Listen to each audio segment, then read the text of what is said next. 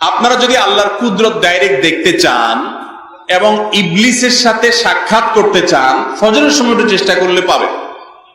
সিস্টেমটা বলবো আমি। হাদিসে আসছে, নবী করিম সাল্লাল্লাহু আলাইহি ওয়াসাল্লাম বলেছেন, মানুষ যখন শোয়, ঘুমায় রাতে, তার কপালের উপরে ইবলিস 3টা গিরা দেয়। কয়টা গিরা দেয় ভাই? 3টা গিরা দেয়। এই গিরা দেওয়ার মানে হলো তাকে অলস করে রাখা।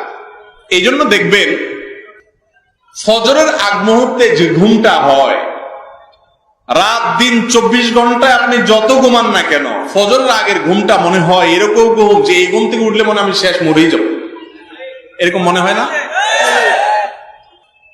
রাত্রে শুইছেন 12টায় ঘুম আসে না, 1টায় ঘুম আসে না, 2টায় ঘুম আসে না, ওই যে মোবাইলের মোনাজাত দেখে শুইছেন, এখন শুধু ওইসব মনে ঘুরপাক খাইতেছে, ঘুম আসে না, বহুত কষ্ট মষ্টে ঘুমাইছেন, কিন্তু ফজরের সময় আজান হয়ে গেছে, এই টাইমে এমন শরীর ভাঙা ঘুম আসে, কারণ ইবলিস তার সকল বাহিনী টাহিনী সহকারে আপনার ঠ্যাং ঠ্যাং টিপে দেওয়াতে লেগে গেছে।